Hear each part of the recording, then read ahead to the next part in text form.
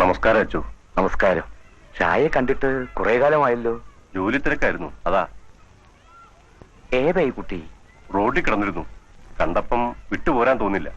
ഈ പിള്ളേരുടെ കൂട്ടത്തിൽ അച്ഛൻ ഇവനെയും കൂടെ വളർത്തണം. അത് ഷായ്ക്കറിയാലോ. ഇപ്പൊ തന്നോട് പിള്ളേർ കൂടുതലാ. നിവൃത്തി ഉണ്ടായിട്ടല്ല, പിന്നെ നിങ്ങളെപ്പോലുള്ളവരുടെ സഹായ സഹകരണങ്ങൾ ഉള്ളതുകൊണ്ട് അങ്ങനെ നടത്തിക്കൊണ്ടു പോകുന്നെന്ന് മാത്രം. ഇവന് വേണ്ടി വരുന്ന ചെലവിന്റെ കാര്യത്തിൽ അച്ഛൻ പേടിക്കണം. അത് ഞാൻ നോക്കണം. സ്പോൺസറായിട്ട് KF ഷാൻ കമ്പനി എന്ന് വെച്ചാൽ മതി. ആയിക്കോട്ടെ. എന്താ മോന്റെ പേര്? ചോദിച്ചിട്ടൊന്നും പറയുന്നില്ല. മുഖം കണ്ടിട്ട് നല്ല കുടുംബത്തിലേതാണെന്ന് തോന്നുന്നു.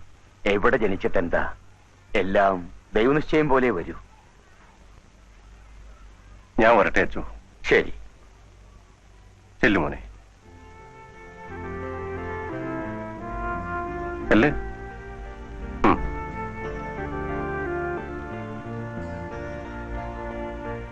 വരൂ.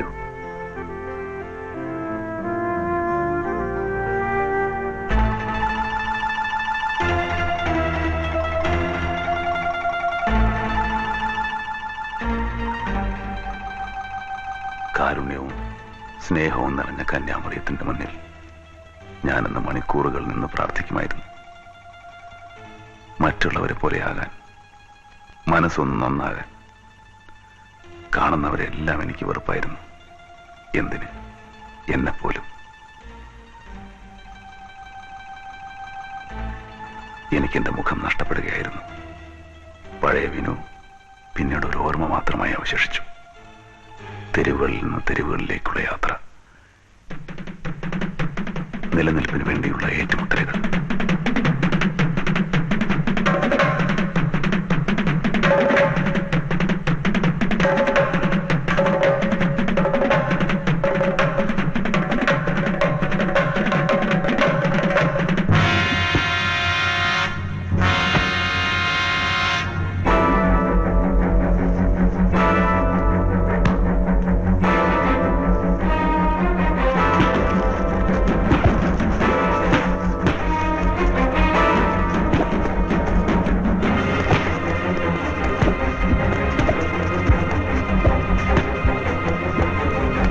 ഇമാതിരി അഭ്യാസം കൊണ്ട് ഈ ഏരിയ വന്നാലുണ്ടല്ലോ, ആടിച്ച് പിരുത്തുകളെ ഞാൻ.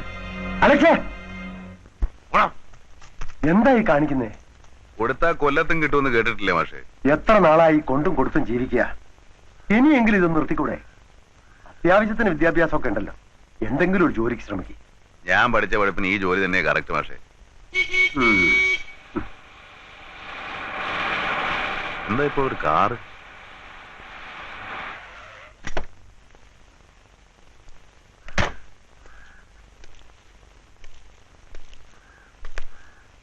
അലക്സ് അല്ലേ?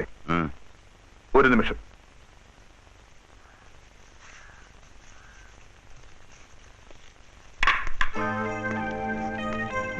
വരൂ.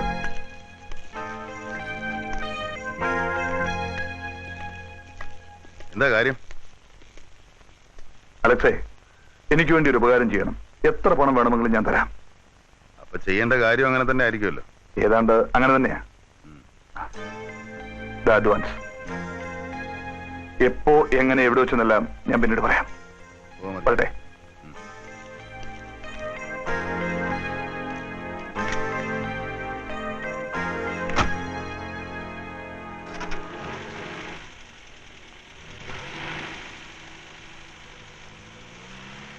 അലക്സ്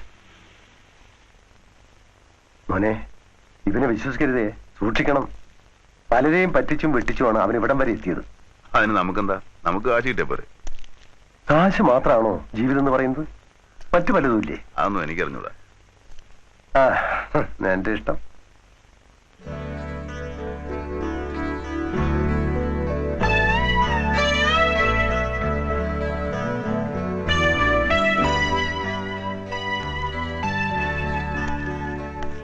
എന്താ അപ്പച്ച അവിടെ? അലക്സ് ഉണ്ടാക്കുന്ന ഓരോ പ്രശ്നങ്ങളാ മോളെ. അവൻ നേരെ ആവണം മട്ടില്ല.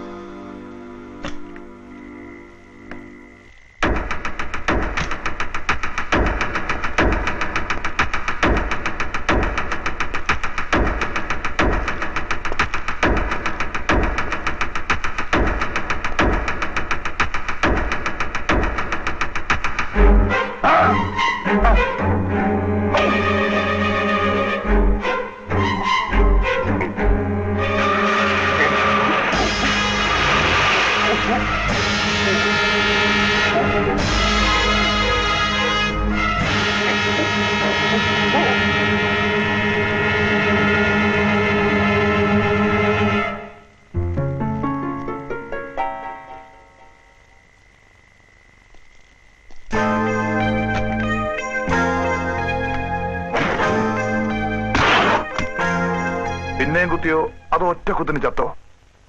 അല്ലെങ്കിലും സ്ഥാനം നോക്കി കുത്തിയ ഒറ്റ കുത്ത് മതി. ഏതായാലും തീർന്നു കിട്ടി. Look, you have done A wonderful job. ഇടയ്ക്കൊക്കെ ഇങ്ങനെ ചില ഉപകാരങ്ങളൊക്കെ ചെയ്തു തരണം. അലക്സേ, ദാ അതിൽ നിന്ന് ഇഷ്ടമുള്ള എടുത്തോ.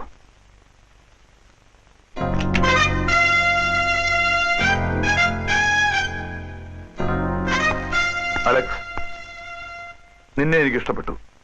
എന്റെ കൂടെ നിൽക്കാമോ?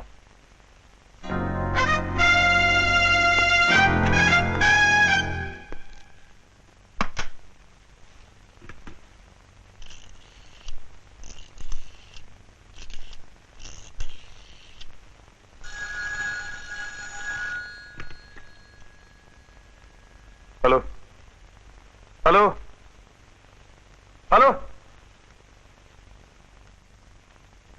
Cave Shah speaking.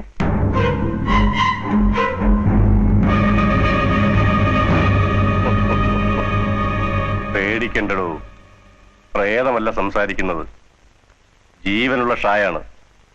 എന്നെ കൊല്ലാനൊന്നും നീ വളർന്നിട്ടില്ല കുഞ്ഞെ.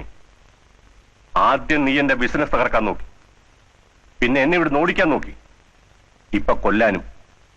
എന്തൊക്കെ ചെയ്താലും അവസാന നഷ്ടം നിനക്ക് തന്നെ. What A paradox. ആട്ടെ, ഇപ്പൊ എത്ര ചെലവായി?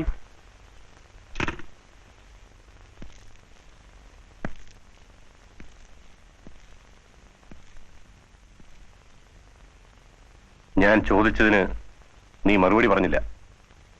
എന്തുകൊണ്ടാണ് എന്നെ കൊല്ലാതിരുന്നത്? സാറിന്റെ മുഖത്തേക്കൊന്ന് സൂക്ഷിച്ചു നോക്കിയേ. എന്നെ എവിടെയെങ്കിലും വെച്ച് കണ്ടായിട്ട് ഓർക്കുന്നുണ്ടോ? എങ്ങനെ ഓർക്കാനാ, 10-20 കൊല്ലായില്ലേ. ആരുമില്ലാതെ റോഡിൽ ബോധം കെട്ട് കിടന്നിരുന്നൊരു പയ്യനെ സാറെടുത്ത് അനാഥാലയത്തിലെത്തിച്ചു. അതെ, കമ്പനി സ്പോൺസർ ചെയ്യുന്ന അലക്സാണ്ടർ. പിന്നെ നീ എങ്ങനെ വീണ്ടും ഇങ്ങനെ ആയിന്നല്ലേ? വിധിയാണ് സാറേ. നീ മിസ്സായ കാര്യം അവരെന്നെ ഇൻഫോം ചെയ്തിരുന്നു. ഞാൻ ഓടിപ്പോന്നതാ. ലോകത്തോട് മുഴുവൻ പകയും വിദ്വേഷവുമായിരുന്നു മനസ്സിൽ. ബൈബിൾ കഥകളിലെ കുഞ്ഞാടുകളും അവയെ സ്നേഹിച്ച നല്ല ഇടയനും അതൊന്നും എനിക്ക് മനസ്സിലാവില്ലായിരുന്നു. സ്നേഹവും അനുകമ്പയും ഒക്കെ എന്നും എനിക്ക് അപരിചിതമായിരുന്നു. ജീവിതത്തിൽ ആദ്യമായിട്ട് സ്നേഹമുള്ളൊരു വാക്ക് പറയുന്നത് സാറാ. സാറിന്റെ ജീവൻ രക്ഷിച്ചത് അതിനൊരു പ്രത്യുപകാരമായിട്ട് കരുതിയാൽ മതി. ഞാൻ പോട്ടെ സാർ. നിൽക്കൂ. ഇനി നീ ആ തെരുവിലേക്ക് പോകണ്ട. നിനക്കറിയാമോ, സമാധാനത്തോടെ മരിച്ച ഒരു തെരുവുണ്ടയും ഈ ലോകത്ത് കാണില്ല. 100 ഗുണ്ടകളെ നീ ഒതുക്കുമ്പോൾ 1 ഗുണ്ട നിന്നെ ഒതുക്കാനേ പിറക്കും. 100 അടി നീ അടിക്കുമ്പോൾ 1 അടി നിനക്കായിട്ട് തിരിച്ചു വരും. എല്ലാ വിജയങ്ങളുടെയും തൊട്ടുപുറകിൽ പരാജയവും അപകടവും പതിയിരിപ്പുണ്ടാവും. തെരുവിലെ ആ ജീവിതം ഇനി നിനക്ക് വേണ്ട. നീ എന്റെ കൂടെ നിന്നാ മതി. ഞാൻ ആരാണെന്നും എന്റെ തൊഴിലെന്താണെന്നും ഞാൻ പറയാതെ നിനക്ക് മനസ്സിലായി കാണും. ഒരു കള്ളക്കടത്തുകാരന്റെ സഹായിയാവുക, ഒരു സ്മഗ്ലറാവുക, അതൊന്നും അത്ര വലിയ കാര്യമോ നല്ല കാര്യമല്ല. But it is better than street fights.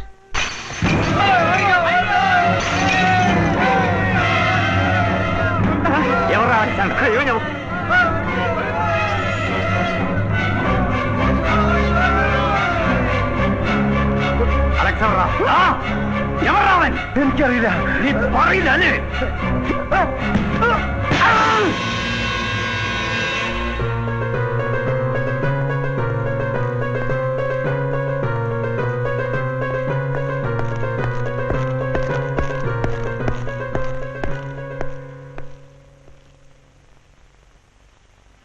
മാഷേ,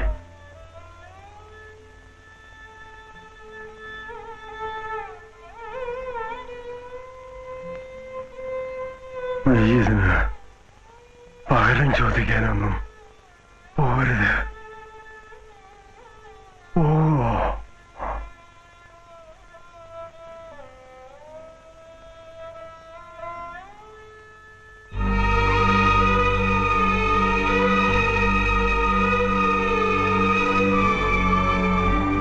മാഷിന്റെ മരണം എന്നെ പോലെ ആനിയും അനാഥയായി ഈ വലിയ ലോകത്ത് ഒറ്റപ്പെട്ടു പോയി 2 പേർ.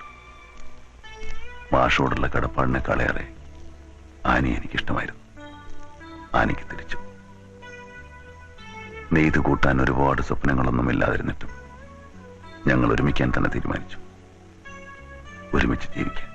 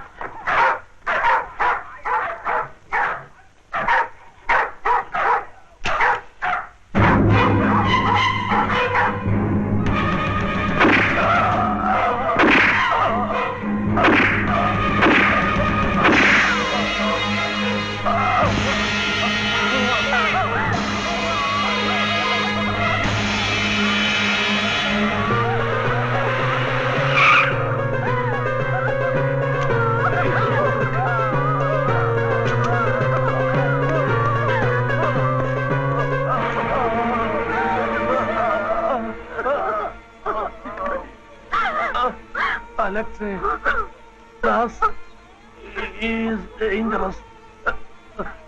ഇവരെ നീ